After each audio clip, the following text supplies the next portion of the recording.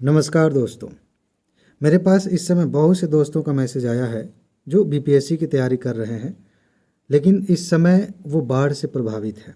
कुछ दोस्त ऐसे हैं जो कह रहे हैं कि सर हम उस क्षेत्र में तो नहीं है, शहर में रह कर पढ़ाई करते हैं, लेकिन मेरा पूरा गांव डूबा हुआ है, उस क्षेत्र में पानी लगा हुआ है। क्या इस बात को ध्यान में रखते हुए बिहार में जो इस समय बाढ़ की स्थिति है, इसको ध्यान में रखते हुए एग्ज़ाम डेट पोस्टपोन हो सकती है या नहीं? इसके बारे में इतने सारे मैसेज इसलिए भी आ रहे हैं क्योंकि अभी हाल ही में अपने मेन चैनल ISPCS मास्टर पर मैंने इसके बारे में बात की थी। तो चलिए एक एक करके इस चीज़ को फिर से समझ लेते हैं। अगर आपके दिमाग में थोड़ा सा भी डाउट है तो डाउट क्लियर हो जाना चाहिए, नहीं तो इससे पढ़ाई प्रभावित होती है। और अगर आपको ये लगता है कि यह वीडियो इसलिए बनाई गई है ताकि व्यूज़ आ सकें, बच्चों को गुमराह किया जा सके, डिस्टर्ब किया जा सके, तो मेरे ख्याल से ये वीडियो आपके लिए नहीं है, आपको नहीं देखना चाहिए। अपना समय बचाइए और पढ़ाई करिए। ये उन दोस्तों के लिए है जो सच में इसके बारे में सोच रहे हैं, जो इससे प्रभावित हैं, उनका दिमाग इसी में फंसा हुआ है और लग रहा है कि एग्ज़ाम होगा कि नहीं होगा। आपको लग सकता है कि ये छोटी सी बात है, जो पढ़ने वाले बच्चे नहीं होते वही ऐसा सोचते हैं, लेकिन आप उस सिचुएशन में होंगे तो आप भी वैसा ही सोचेंगे जैसा ये परेशान होकर मैसेज कर रहे हैं। तो एक एक करके बातें समझ लेते हैं। सबसे पहली चीज़ यह है कि एग्ज़ाम के पोस्टपोन होने की कोई संभावना है भी कि नहीं है।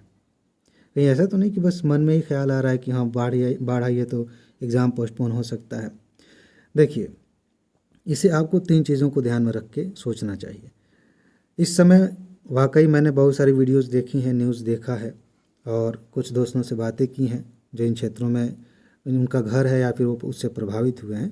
तो बाढ़ तो है, बिहार में बाढ़ का प्रभाव काफ़ी ज़्यादा। अभी हाल ही में मेरे पास कई दोस्तों ने वो फ़ोटो भेजे इलाहाबाद से कि सर ये बघाड़ा और दारागंज के आसपास का जो क्षेत्र है, यहाँ हम रह रहे हैं, पूरा पानी घुसा हुआ है।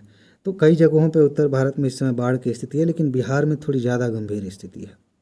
बात यह है कि इसका प्रभाव अभी कितना हो रहा है, प्रमुख चीज़ ये है। एग्ज़ाम पोस्टपोन होगा कि नहीं होगा, ये इस बात पर निर्भर करता है कि कहीं ऐसा तो नहीं कि इसका प्रभाव इंफ्रास्ट्रक्चर पे हो और उसकी वजह से एग्ज़ाम को टालना पड़ जाए। और इसी से संबंधित दूसरी बात है कि देखिए, एग्ज़ाम का डेट आगे बढ़ाया गया था, 13 सितंबर डेट तय की गई है। तो हो सकता है कि तब तक बाढ़ का असर कम हो जाए, बाढ़ कम हो जाए, उसका जो भी उससे जो क्षति हुई है उसे मेंटेन कर लिया जाए और फिर से सेंटर बनाने में कोई दिक्कत ना हो, तो हो सकता है कि एग्ज़ाम ना टले। एक चीज़ ये भी है, कुछ दोस्तों के मन में सवाल आया है कि सर चुनाव भी तो है इसी बीच, क्या इसको ध्यान में रख कर के एग्ज़ाम टल सकता है? तो इसकी संभावना, चुनाव वाला जो है ना मामला, इसकी संभावना कम है कि ये आधार बन सकता है, क्योंकि जब 13 सितंबर किया गया डेट, तो मेरे ख्याल से ये बात दिमाग में थी कि चुनाव से पहले हमें करा लेना है। और शायद ये भी बाढ़ वाली स्थिति भी हो सकता है, ध्यान में रहा। हालांकि ये मेन बात नहीं थी, यूपीएससी की मेंस की डेट जो है वो ओवरलैप कर रही थी, इसकी वजह से हटाया गया था।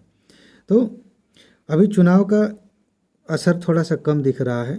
अगर अगस्त के लास्ट में, सितंबर की शुरुआत में चुनाव की तारीख घोषित कर दी जाती है, आचार संहिता लग जाती है, तब तो हम कहेंगे कि चुनाव की वजह से एग्ज़ाम टल सकता है, क्योंकि उसके बाद आप जानते हैं कि सरकारी आयोजन, बड़े सरकारी आयोजन नहीं होते हैं।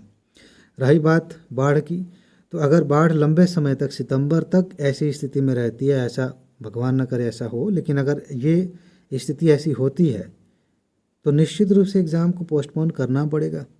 ऐसा कोई पत्थर की लकीर नहीं खींच दी गई है कि 13 सितंबर हमने कह दिया तो हम एग्ज़ाम लेकर रहेंगे।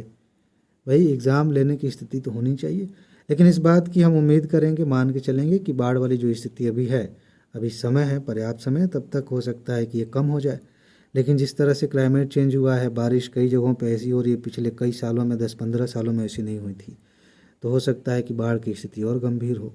तो ये देखने वाली बात होगी। इसके आधार पर अभी हम ये नहीं मान के चलेंगे कि बाढ़ ज़्यादा हो ही जाएगी, और कोई ये नहीं सोचेगा कि हो जाती तो मज़ा आ जाता है, कम से कम एग्ज़ाम टल जाता। ये बहुत ही, क्या कहें, बहुत ही घटिया सोच होगी। ऐसे व्यक्ति, अगर किसी के दिमाग में आ रहा है कि बाढ़ आई रहे तो एग्ज़ाम टल जाए, मज़ा आ जाएगा, तो समझिए कि ये व्यक्ति अभी अधिकारी बनने के लायक नहीं हुआ है। इसके अंदर वो क्या कहते हैं, भावनात्मक बुद्धिमत्ता अभी डेवलप नहीं हुई है। ठीक है, तो ये संभावना जो है इस बात पर निर्भर करती है, ये हमने क्लियर कर लिया। बाकी तय समय पर होने की संभावना क्या है, इसकी संभावना सबसे ज़्यादा है कि 13 सितंबर को ही एग्ज़ाम होगा, इसके 2-3 कारण इसी में से निकल के आ जाएंगे। लेकिन जो बात मैंने नहीं बताई वो ये है कि अगर एग्ज़ाम टलना होता तो अभी जो पहले डेट थी ना अगस्त वाली, उसी को आयोग रखता। इसके बारे में कोई बात ही नहीं होती कि अगस्त में एग्ज़ाम होना है, ठीक है देखते हैं, चुप चुप चुप ऐसे चुप हैं, बाढ़ आई है, चुनाव हो रहा है, सब कुछ देख रहे हैं, उसके बाद कह देंगे कि अपरिहार्य कारणों से हम दिसंबर में एग्ज़ाम कराएंगे। लेकिन उन्होंने एग्ज़ाम को एडजस्ट किया, डेट को आगे पीछे करके, और भी परीक्षाएं थी उनका भी डेट पुनः निर्धारित किया गया। तो इसीलिए हम कह सकते हैं कि तय समय पर एग्ज़ाम होने की संभावना ज़्यादा है, एग्ज़ाम टलने की संभावना कम है, लेकिन शून्य नहीं है। समझ रहे हैं, शून्य नहीं है। अगर बाढ़ की स्थिति गंभीर बनी, चुनाव का डेट थोड़ा पहले घोषित कर दिया गया तो बिल्कुल टल सकता है। लेकिन आप ये मानकर नहीं चलेंगे कि एग्ज़ाम टल सकता है, आप पढ़ाई पर ध्यान देंगे। 2 काम आप कर सकते हैं। ये जो ISPCS मास्टरमाइंड चैनल है, एग्ज़ाम से संबंधित जो भी सूचनाएं हैं, जो ऑथेंटिक बातें हैं, वो हम यहाँ पे करते हैं। क्या स्ट्रेटजी होनी चाहिए, आपको किस डायरेक्शन में तैयारी करनी है, इस तरह की बातें हम करते हैं। उसके लिए आप सिंपली इसको सब्सक्राइब कर सकते हैं और सीधे सीधे आपकी पढ़ाई में जो लाभ हो सकता है उसके लिए हमने 34 वर्षों वाली सीरीज़ चलाई है अपने मेन चैनल ISPCS मास्टर पे।